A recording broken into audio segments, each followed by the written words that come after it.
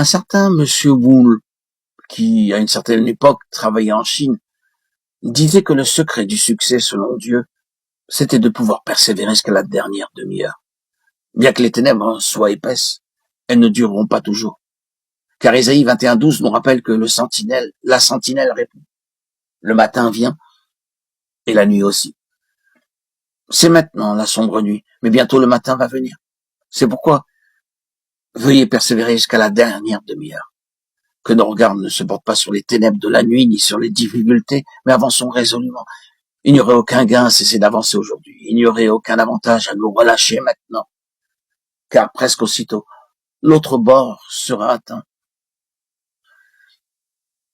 Madame Jessie Penn Lewis avait noté que de nombreux croyants avaient déclaré dans leur témoignage personnel qu'ils avaient rencontré beaucoup de difficultés dans leur vie. Permettez-moi d'ajouter, étant en plein accord avec cela, que la bataille aujourd'hui paraît plus rude jour après jour, comme si le seul but des attaques de Satan visait les croyants eux-mêmes. C'est pourquoi de nos jours, le problème qui se pose est de savoir si vous et moi, nous persévérerons jusqu'à cette dernière demi-heure. Et Satan usera les saints du Très-Haut. Daniel 7:25. User veut dire consumer lentement. Il nous est plus difficile de reconnaître que Satan est celui qui use les saints que de le comparer à un lion rugissant. Cependant, l'œuvre qui consiste à consumer lentement les saints a déjà commencé. Toutes les fois où je suis allé dans la région montagneuse de Kuling, en Chine, nous dit ici frère Watchman Nee, j'aime marcher le long d'un torrent. Il m'arrivait fréquemment de voir des rochers d'une grande taille, cependant aussi concaves à leur centre qu'une vasque.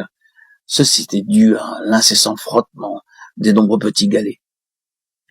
C'est de la même façon que Satan agit à l'égard des enfants de Dieu. Au lieu de les abattre par un grand coup, il essaie d'user les saints jour après jour de manière à ce que, sans qu'ils s'en rendent compte, ils soient sévèrement blessés après un certain laps de temps. Bien qu'ayant pu déjà beaucoup souffrir, pourrons-nous persévérer encore un peu de plus longtemps? Pourrons-nous tenir ferme avec le Seigneur jusqu'à la dernière demi-heure? Ne pourrons-nous pas veiller 1 heure avec le Seigneur? Marc 14:37. Aujourd'hui, c'est à notre tour de demeurer ferme.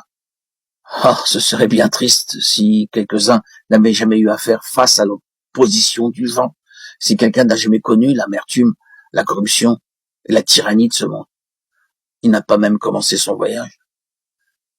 C'est seulement en marchant fidèlement que nous sentirons souffler le vent contraire. Mais c'est alors que nous serons aussi tentés par une voix qui nous dira « C'est beaucoup trop, détends-toi un peu, repose-toi quelque temps ». Permettez-moi de faire remarquer qu'il ne servira à rien de nous reposer maintenant, car vous et moi, nous avons déjà couvert une certaine distance. Le soir étant venu, la barque était au milieu de la mer, et Jésus était seul à terre. Il vit qu'ils avaient beaucoup de peine à ramer, car le vent leur était contraire.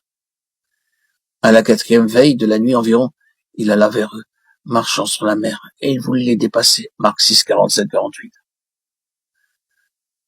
Le Seigneur veille pour savoir si nous persévérons ou si nous renonçons. Il attend pour savoir si nous avançons ou si nous reculons.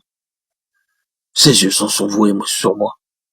Il est attentif à chacun de nos pas sur le chemin, et il sait très bien combien grandes sont nos tentations et difficiles les situations que nous rencontrons sur notre route. C'est pourquoi il ne permettra pas de nous voir souffrir au-delà de la 4e veille. À l'heure la plus sombre, le Seigneur viendra. Car n'est-il pas déjà aussi mort pour nous et n'est-il pas aussi monté aux cieux pour prier en notre faveur, connaissant toutes nos épreuves? Lorsque le ciel sera le plus sombre, il reviendra